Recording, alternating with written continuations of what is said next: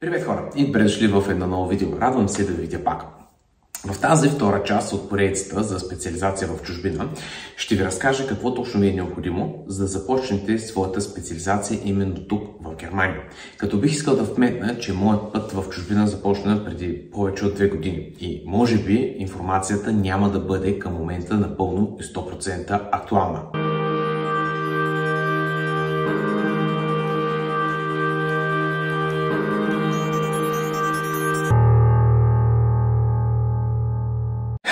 Преди да продължим обаче нататък, за всички, които не ме познават, казвам се Петю и съм специализант лекар по вътрешни болести в Германия.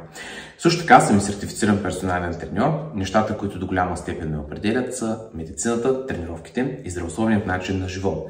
Моята цел или мисия, така да кажем, е да се опитам да помогна на повече хора да започнат да водят един по-активен начин на живот и сами да работят в полза на своето здраве.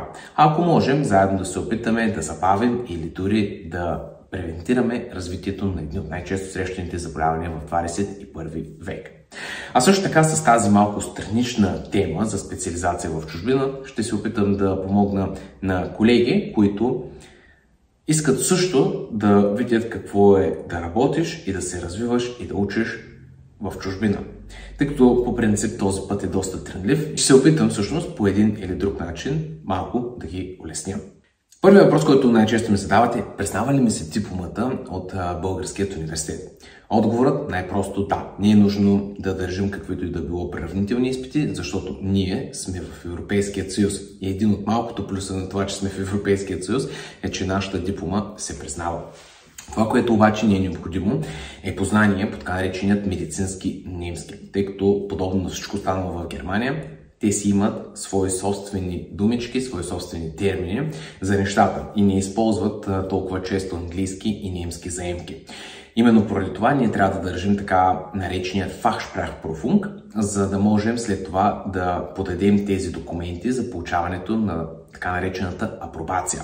А апробацията е един специален документ, който се издава от камарата на лекарите, че ние сме пълноправни лекари и имаме право да специализираме и да се развиваме и като цяло да работим на територията на Германия. Процедурата по принцип за започването на една специализация или като цяло за работата в Германия е наистина дълга, сложна и както винаги е свързана с изключително много бюрокрация и бумащина, с която трябва да се справите. И именно тук ви предстои да направите второто си голямо решение. Казвам второто, защото според мен първото най-голямо решение е, че ще избрали да се развивате извън България и да напуснете зоната си на комфорта. Именно второто решение е това дали да работите сами или съответно да използвате фирма. Ако сте избрали първата посока, да се занимавате сами с абсолютно всичко, най-вероятно ще трябва да изгубите изключително много време в това да търсите в интернет какво ви е необходимо, къде трябва да ги подадете и дали отговаряте на всички условия. С помощ от роднини, приятели, външните посолства на България. Да, това също е добра възможност. Познавам хора, които са го правили, но според мен лично това не е никак рентабилно. И за съжаление, ако това е вашето решение, аз няма да съм ви от полза. Тъй като самият аз реших да работя с фирма. И причините да работя с фирма са няколко.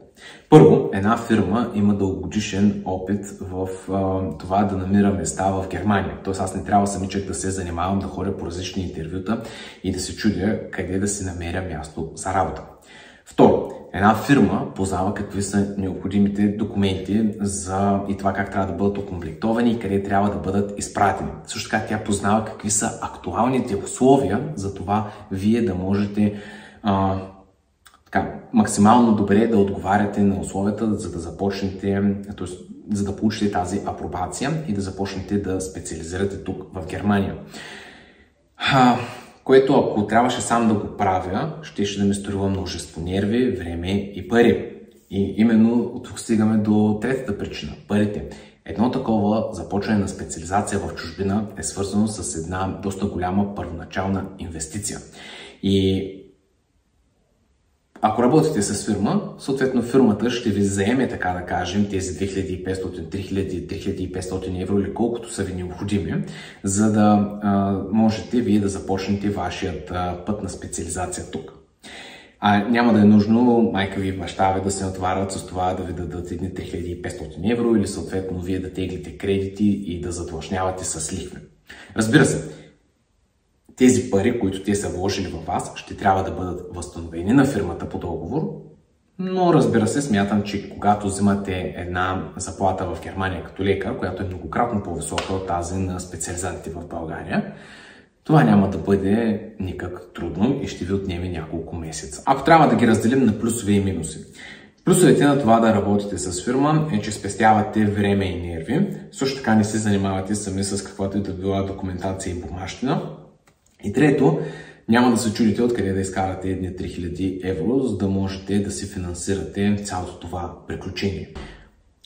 Минусите. Ако трябва да разгледаме минусите, те са най-основно два.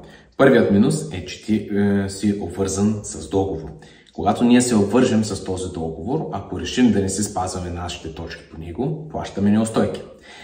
Ако съответно някъде по средата решим, че искаме да се прибираме в България, много ни е тежко, много ни е трудно.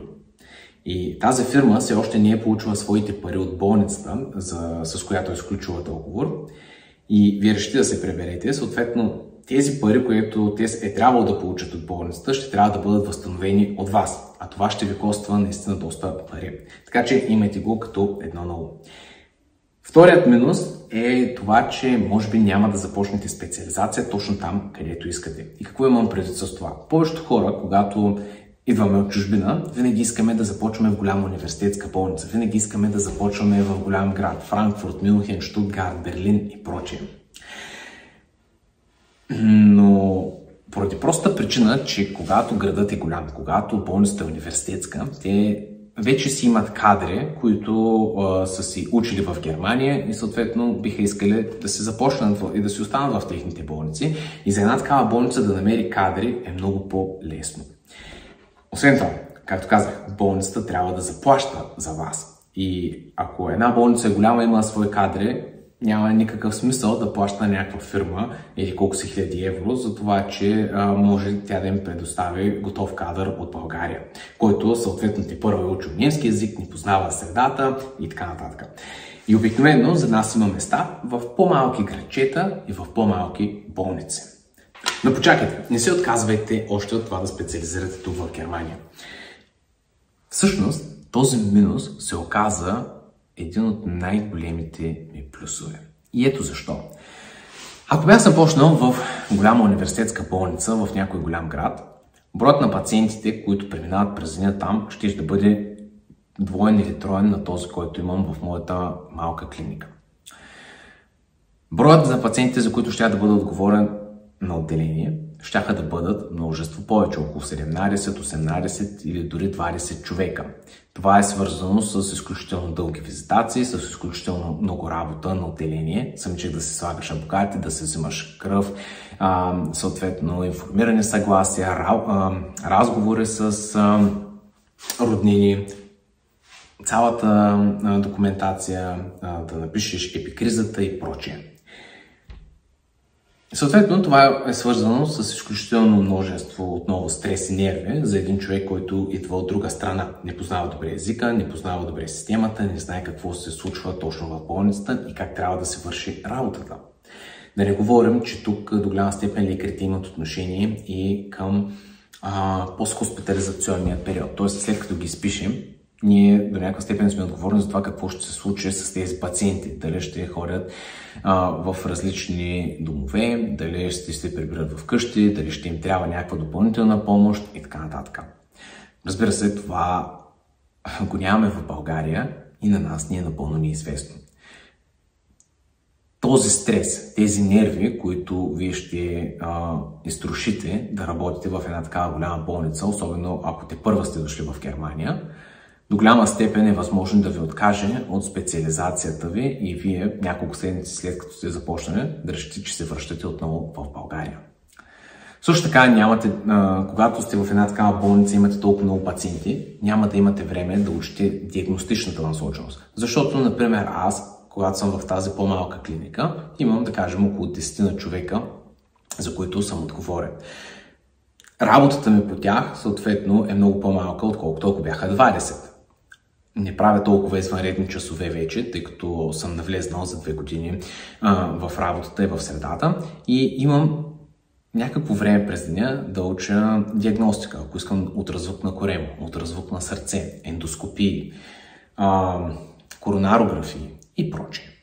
Също така, менторите, които са отговорни за моята специализация, това са главни лекари и шефове. В моята по-малка болница, където има по-малко пациенти и по-малко спешности, имат повече време да ме обърнат, когато аз имам въпроси по пациентите, когато трябва нещо да ми се обясни защо е така или да ми бъде дадена насока. А да не говорим и за другата страна на нещата.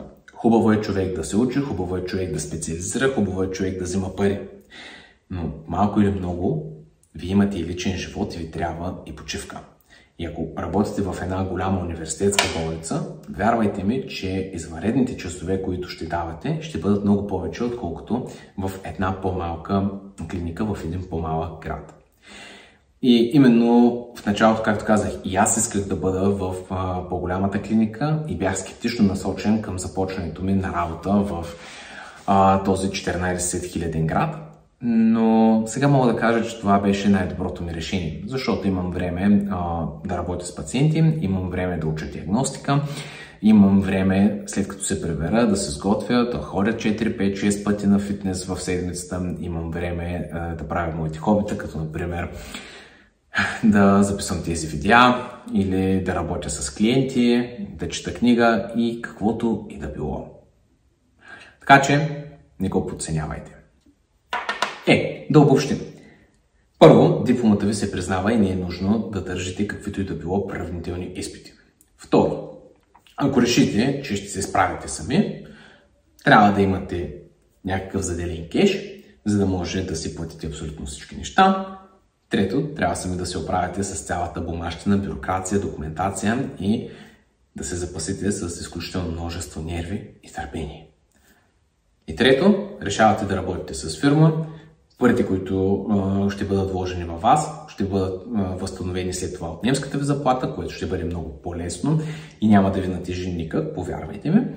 И също така, нещата ще се случат много по-лесно, много по-бързо и много по-гладко. Приятели, това беше всичко от днешното видео. Останалата част от информацията за това какво ви е нужно и какви са останалите стъпки, за да започнете специализация тук в Германия, ще ви споделя в следващата част от тази поредица. Ако видеото ви е било полезно, ако ви е било интересно и искате да подкрепите мен и това, което правя, знаете, дайте палец нагоре, абонирайте се за този канал, не забравяйте да споделите на ваши приятели, да коментирате и разбира се, да се абонирате за моите социални мрежи. Благодаря за вниманието и до нови срещи!